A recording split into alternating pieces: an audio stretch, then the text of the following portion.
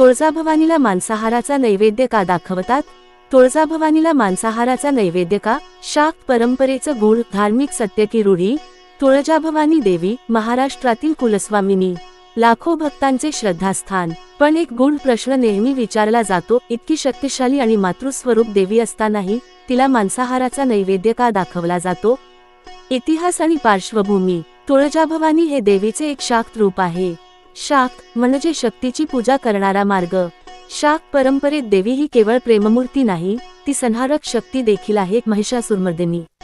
ऐतिहासिक पुरावे सांगतात की देवीच्या रागदर्शनासाठी व यशासाठी वीरपूजेत मांसाहाराचा नैवेद्य दिला जात असे.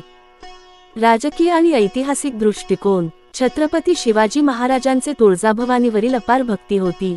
युद्धात विजय मिळवण्यासाठी काही वेळा रक्त किंवा मांसाचा नैवेद्य ही एक रीत होती.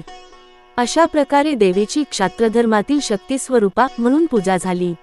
धार्मिक कारणे आणि तांत्रिक विधी. तांत्रिक पंथात मांस, मद्य, मीन, मुद्रा, मिथुन यांचे प्रतिकात्मक वापर असतो, ज्यात मांस एक महत्त्वाचा घटक. हा प्रकार पंचमकार पूजा म्हणून ओळखला जातो. तुळजाभवानी देवीची मूळ पूजा ही कधी काळी तांत्रिक स्वरूपातच होत असे. अशा पूजेत बकऱ्याचं मांस देवीला अर्पण केलं जात असे, भक्ती व समर्पणाचं प्रतीक.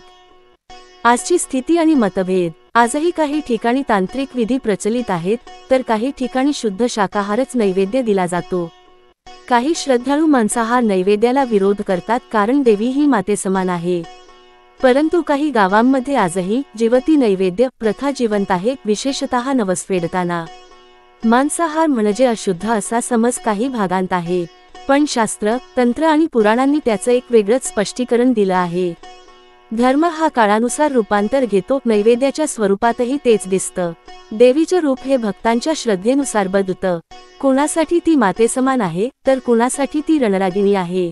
तुळजाभवानीला मांसाहाराचा नैवेद्य दाखवण्यामागे केवळ एक धार्मिक विधी नाही, तर अनेक शतकांचा इतिहास, संस्कृती आणि तांत्रिक परंपरा आहे.